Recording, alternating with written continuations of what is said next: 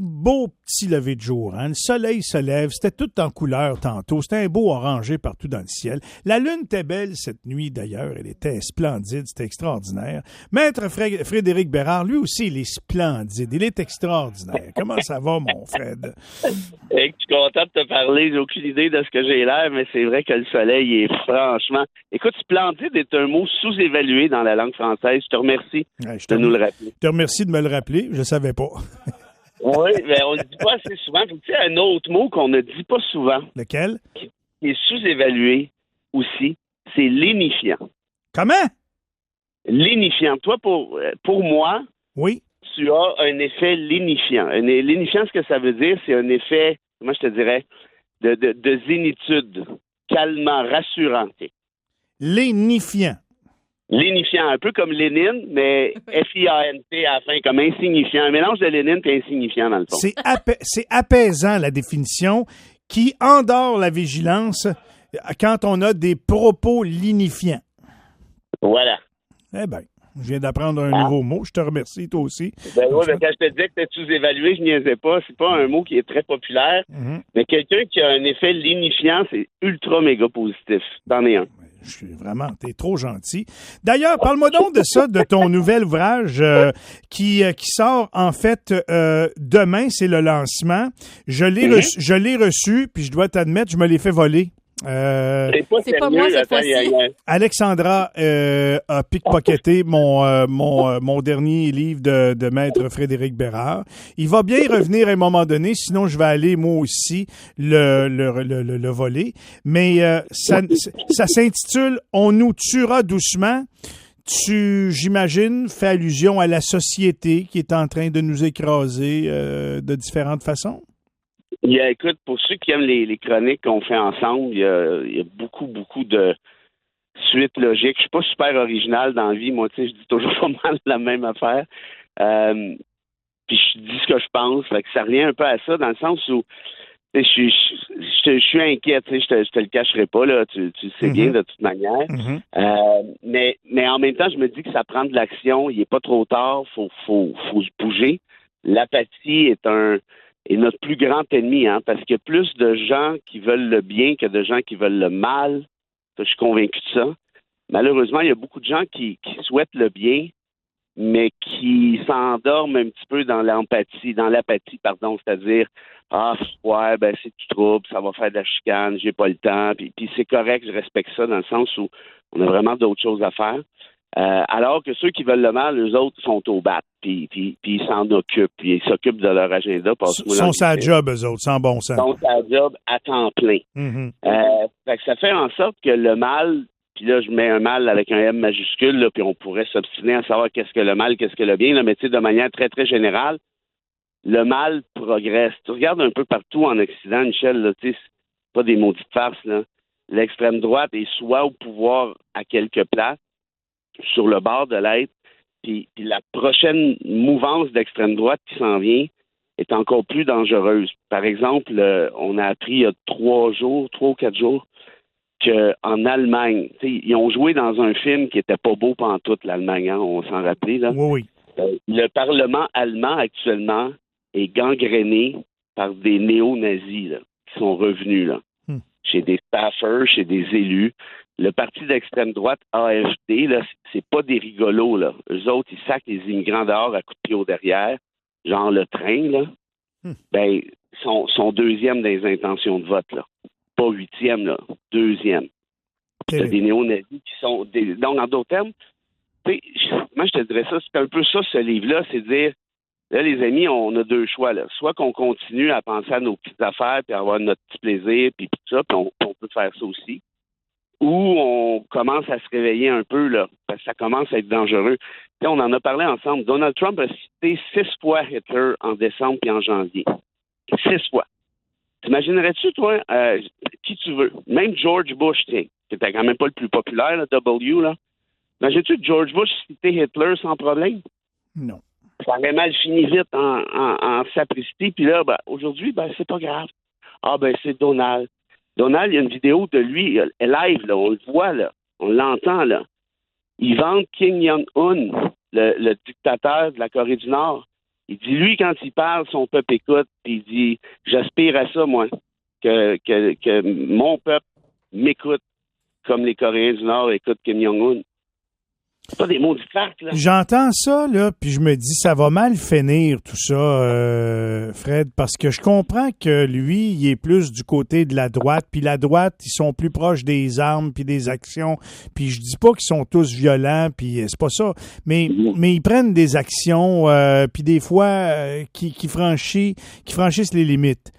Mais je me dis que les Pacifiques de l'autre bord, à un moment donné, t'as beau être pacifique, le monde va se tanner un peu, là. T'sais? Ben, ouais, c'est là que ça devient compliqué, tout ça. Puis moi, je pense que tu as raison. Il va arriver un point de rupture où là, il va y avoir un éveil collectif grave. Mais c'est-tu le problème, à mon avis, ils ne sont pas juste des États-Unis? Cet éveil collectif-là va arriver trop tard. Puis il va arriver au moment où, mettons que Trump perd la prochaine élection, je te le dis, là, ça va péter, là. C'est pas des farces, là. Si Trump se fait emprisonner avant la prochaine élection, parce que c'est très possible, il y a beaucoup de preuves contre lui. Écoute, il y a 91 chefs d'accusation au pénal, c'est pas des farces, là.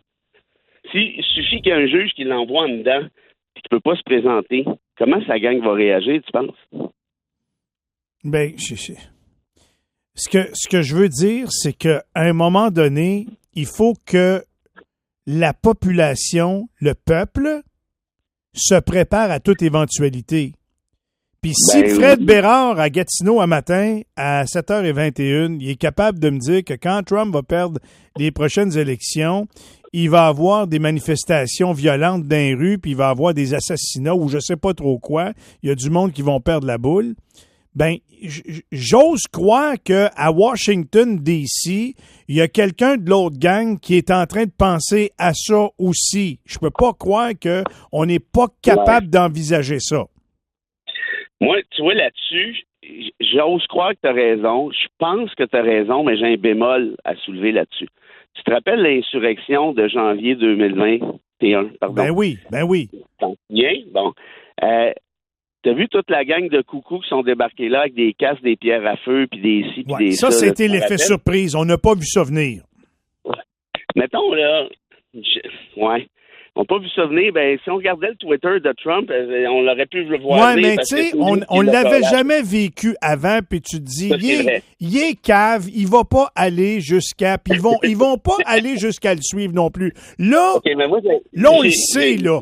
Là, on le sait qu'ils sont vraiment caves, vrais, là, puis qu'ils sont game de faire ça. Mettons que tu as 800 Noirs qui essaient de débarquer au Capitole. Ils rentrent-tu ou ils rentrent pas? Je suis pas mal sûr que non. Je pense qu'ils se font tirer dans les marches, moi. Ouais. L'affaire, ça a été démontré par les rapports. C'est qu'il y en a une sacrée gang là-dedans qui ont laissé rentrer. Oui. Les manifestants, il y a des flics là-dedans qui ont laissé passer. Ils ont fermé les yeux. Ben oui, mais écoute, Fred, va pas si loin que ça, là. Regarde ce qui s'est passé sur la colline parlementaire à Ottawa. Tu penses-tu que la police d'Ottawa, toi? Ben oui. Bon. Ben oui. Bon. Ben oui. Mais elle m'a dit de quoi? Organiser un autre riot de même à Ottawa pour le fun, voir comment est-ce qu'ils vont t'accueillir. Tu vas voir que tu vois ça que tu n'auras pas si de fun que ça avec ton gros truck, oink, oink, oink. Avec mon fusil à l'eau puis mon spa, ma boîte de Timbit. Mais on s'entend-tu pour dire que, puis par ailleurs, c'est quand même Pierre Poilievre qui l'avait organisé en partie, ce convoi-là. Il faudrait pas l'oublier. Puis ça en est servi pour dégommer, tu t'en rappelles, O'Toole qui était juste là avant. En tout cas, tout à fait. Ça, c'est un autre débat, tu me diras. Mais moi, j'ai une question pour toi. T'aurais-tu déjà imaginé, toi, un candidat à la présidence des États-Unis, qui même dans les sondages, par ailleurs, ancien président de surcroît, qui dit là, moi j'invite la Russie à attaquer les pays de l'OTAN qui ne payent pas leurs 2 %. Puis s'ils le font, je m'en fous, je les aide pas. Oui. Écoute, t'as pas besoin de me convaincre qu'il y a du monde cave à temps plein, puis lui, c'en est un. C'est clair. Ben, le problème, moi, c'est pas lui. Puis je l'ai toujours dit, moi, depuis 2016. Pas Trump, moi, qui me dérange. Et à la limite, il est juste spectaculaire. Mais c'est parce que c'est la recette, puis c'est la gang en dessous. Mettons que Trump meurt demain matin. Pour arriver, le Trumpiste va pas mourir. Il va avoir un autre robot qui va débarquer, qui va être encore pire que Trump. C'est ça qu'il ne faut pas oublier. Regardez ce qui se passe à travers l'Occident. C'est ça que j'essaie de faire dans mon livre. C'est regarder la tendance de fond. Milley a été élu en faisant des vidéos avec des chainsaws. Des chainsaws. Il est en Argentine, là. C'est pas un mini-pays, là. C'est gros, l'Argentine, là.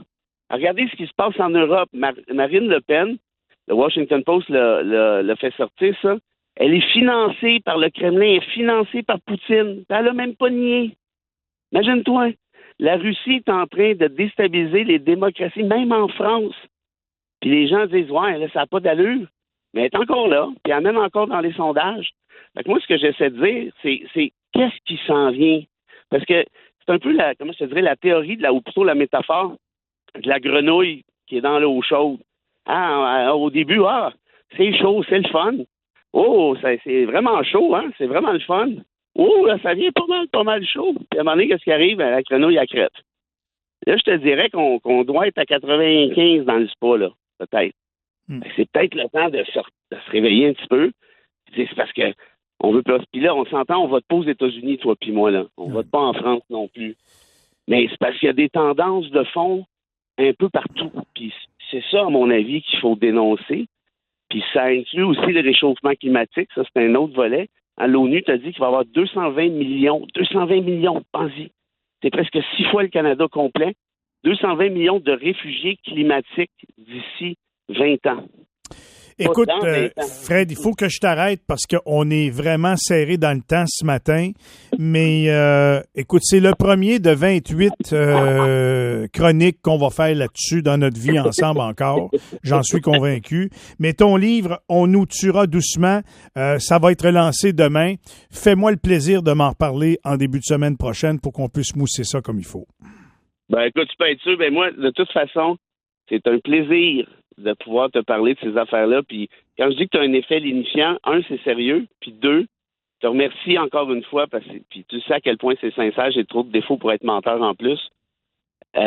D'offrir ces tribunes-là à ce genre de sujet-là, ça, mon ami, là, c'est tout à ton honneur. Puis je t'en félicite, puis je t'en remercie surtout.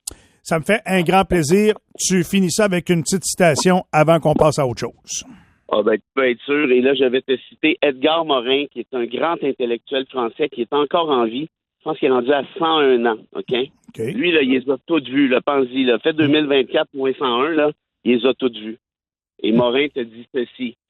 Le grand remplacement est celui des idées humanistes et émancipatrices par les idées suprémacistes et xénophobes. Il y a 101 ans? Oui, monsieur. Comme quoi, il y en a qui sont encore à la page, hein? Allez voir ça sur YouTube, Edgar Morin, là. Je vais te dire une affaire, là. Et là, c'est toi puis moi, on est sharp de même au CHSLD. Même à 83, ça va être très bon. Fred, j'ai des images dans ma tête. On va arrêter ça là. Salut. Ouais, j'ai rien dit, oublie ça. T'es-toi à l'initiant, ça va être parfait. Salut, mon chum. Salut, bye-bye. Fred Bérard.